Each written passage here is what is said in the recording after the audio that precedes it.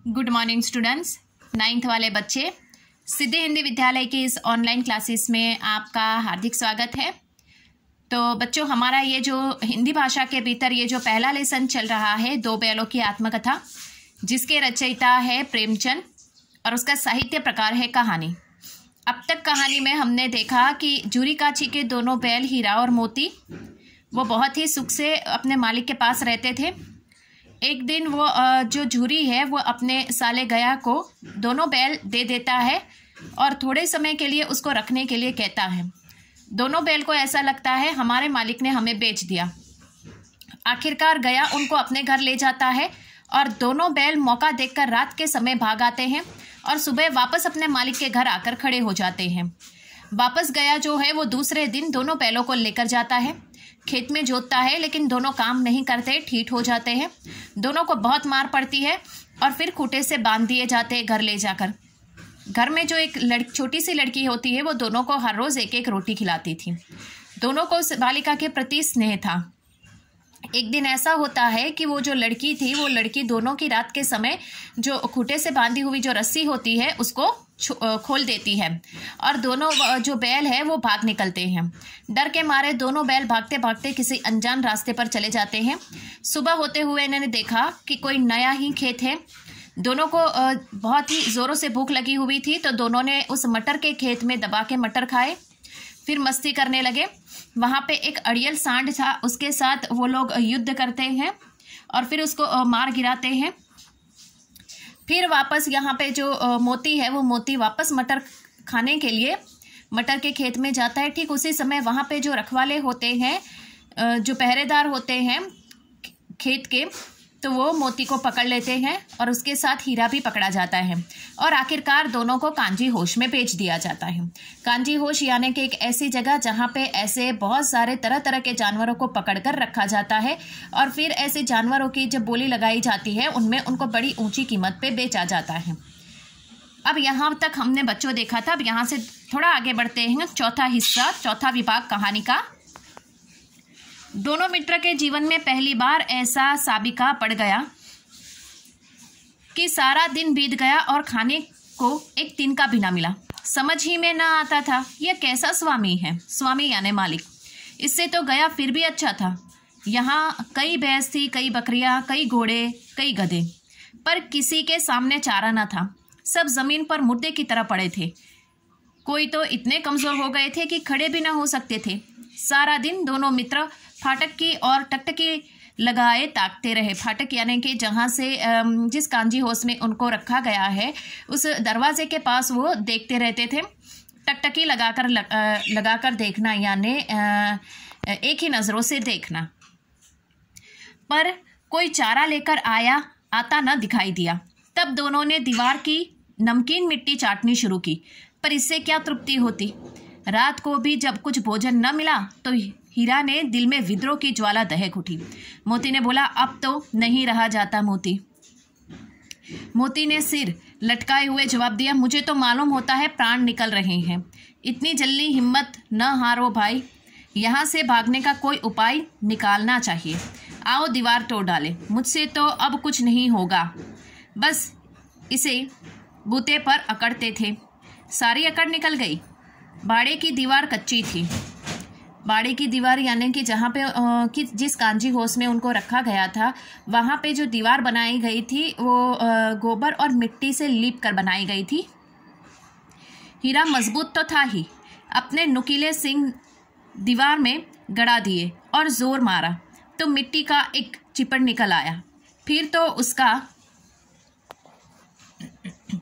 साहस बढ़ा। इतने दौड़ दौड़ कर दीवार पर चोटें की और हर चोट में थोड़ी थोड़ी मिट्टी गिराने लगा।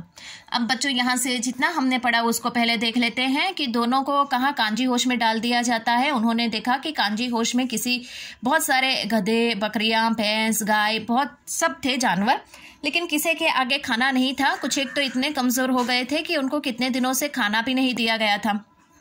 और खड़े भी नहीं हो पा रहे थे। इतना ही नहीं, हीरा और मोती कहते हैं कि यहाँ का मालिक तो कैसा है, हमें कुछ भी खाने को नहीं देता, उससे अच्छा तो गया था कि हमें कुछ न कुछ सूखा भूसा तो देता था। दोनों टकटकी लगाकर दरवाजे की ओर देखते हैं, लेकिन कोई चारा लेकर नहीं आता। बहुत समय बीत जाने के बाद यहाँ पे हीरे को बहुत जोरों की भूख लगती है और वो कहता है कि अब तो नहीं रहा जाता। मोती कहता है कि हाँ, बिल्कुल सही बात है। हीरा जवाब देता है कि क्या करें, हम ये जो दीवार बनाई हुई है, ये दीवार तोड़ के भाग जाए। लेकिन यहाँ पे मोती जवाब देता है कि मुझसे तो यह नहीं होगा। तो यहाँ पे हीरा मोती से कहता है कि क्यों, इतने दिनों से तो तुम बहुत ही अकड़ दिखाते थे, अब कहाँ गई तुम्हारी अकड़। तो इस तरह से यहाँ पे दोनों, हीरा और मोती दोनों बैल एक दूसरे से बात करते हैं। हीरा जो होता है वो जोर लगाता है, अपने नुकीले जो सींग होते हैं उससे वो आगे बढ़ता रहता है और जो कच्ची दीवार होती है उस दीवार को मारकर वो गिरा देता है। थोड़ी थोड़ी दीवार को वो मार के सहसा गिराने का प्रयास करता है। अब थोड़ा और आगे बढ़ते हैं बच्चों। उसी समय कांजी होश का चौकीदार लालटेन लेकर जानवरों की हाजिरी लेने आ निकला, जिसका उज्जड़पन देखकर उसने उसे कई डंडे रसीद दिए। रसीद देना यानी मार देना, और मोटी से रस्सी से बांध दिया। मोती ने पड़े पड़े कहा, आखिर मार खाई, क्या मिला? अपने भूते भर जोर तो मार दिया। ऐसा जोर मारना किस काम का कि और बंधन में पड़ गए। जोर तो मारता ही जाऊंगा, चाहे कितने ही बंधन पड़ जाए। जान से हाथ धोना पड़ेगा, कुछ परवाह नहीं, यो भी तो मरना ही है। सोचो, दीवार खुद जाती तो कितनी जानें बच जाती। इतने भाई यहाँ बंद है, किसी के देह में जान नहीं है। 2-4 दिन और यही हाल हुआ तो सब मर जाएंगे। अब बच्चों क्या होता है कि जो हीरा होता है वो अपने सींग मार मार के उस दीवार को गिराने का प्रयास करता है।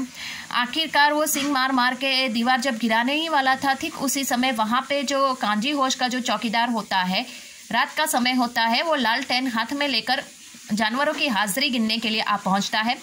ठीक उसी समय उसने देखा कि एक बैल जो है वो दीवार तोड़ने के लिए यहाँ पे मशक्कत कर रहा है, कोशिश कर रहा है। तो उसने क्या किया कि हीरा को बहुत ही डंडे मारे और उसको मोटी रस्सी से बांध दिया। फिर यहाँ पे मोती कहता है कि क्यों, तुमको दीवार गिराने की बहुत पड़ी थी, देखा अब ये आज़ादी किस काम की कि तुम्हें और बंधन में डाल दे। तो हीरा जवाब देता है, मुझे कितने भी बंधन में क्यों नहीं पकड़ के ये लोग बांध देंगे, लेकिन मैं कोशिश करता ही जाऊंगा। क्यों? क्योंकि हीरा जो है वो ये सोचता था कि ये दीवार नहीं गिरी तो यहाँ पे कितने सारे जानवर हैं जो कई दिनों से भूखे प्यासे हैं, वो सब के सब अगर थोड़े दिन ऐसा ही हाल रहा तो मर जाएंगे। इसके लिए वो यहाँ पे अपने बारे में नहीं, दूसरे यहाँ पे बंधे हुए जानवर हैं उनके बारे में वो सोच रहा था।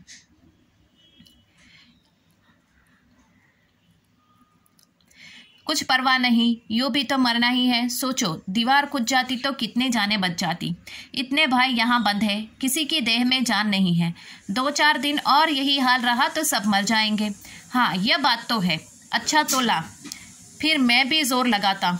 मोती ने भी दीवार में उसी जगह सींग मारा। थोड़ी सी मिट्टी गिरी और फिर हिम्मत बढ़ी। फिर तो वह दीवार में सींग लगाकर इस तरह जोर करने लगा मानो किसी प्रतिद्वंदी से लड़ रहा हो। प्रतिद्वंदी यानी दुश्मन। आखिर कोई 2 घंटे की जोर आजमाई के बाद दीवार ऊपर से लगभग 1 हाथ गिर गई। इतनी दुनी शक्ति से दूसरा धक्का मारा। दुनी शक्ति यानी दुगनी, तो आधी दीवार गिर पड़ी। दीवार का गिरना था कि अधमरे से पड़े हुए सभी जानवर चेत उठे। तीनों घोड़ियां सरपट भाग निकली, फिर बकरियां निकली, उसके बाद भैंस भी खिसक गई, पर गधे अभी तक ज्यों के त्यों खड़े थे। हीरा ने पूछा, तुम दोनों क्यों नहीं भाग जाते? एक गधे ने कहा, जो कहीं फिर पकड़ लिए जाए तो क्या हर्ज है, अभी तो भागने का अवसर है।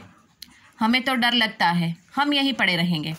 अब देखा यहाँ पे होता क्या है कि हीरे के साहस को देखकर मोती भी कहता है कि हाँ, तो फिर मैं भी तुम्हारी मदद करूँगा। तो यहाँ पे मोती जो होता है वो सींग मार मार के दीवार गिराने का प्रयास करता है। करीबन 2 घंटे के बाद दीवार का ऊपर का हिस्सा गिर जाता है। उसको देखकर मोती और खुश हो जाता है और दुगनी शक्ति के साथ वो दीवार गिराने का प्रयास करता है। आखिरकार दीवार गिर जाती है और वहाँ पे जो 3 घोड़ियाँ थी वो मतलब सरपट यानी तेज़ गति से भागती हुई निकल गई। फिर धीरे से बकरियां भी भाग गई और जो गधे थे वो वहीं के वहीं खड़े रहे। तो यहाँ पे हीरे ने पूछा, जो बैल है उसने पूछा कि तुम लोग क्यों नहीं गए? तो वो जवाब देते हैं कि वापस पकड़ के हमें यहीं लेकर आएंगे। तो हीरा ने जवाब दिया कि अब जब लेकर आएंगे तब की बात तब है, लेकिन अभी तो भागने का अवसर यानी मौका है तो भाग जाओ। लेकिन वो कहते हैं कि हमें डर लगता है, हम नहीं जाएंगे। देखा, सारे के सारे जानवर भाग गए और गधे अभी भी वही के वही है। ठीक है बच्चों, तो आज हम यहाँ पे इस पार्ट के भीतर यहाँ तक रुकते हैं। कल के वीडियो में उससे आगे बढ़ेंगे। ठीक है, थैंक यू।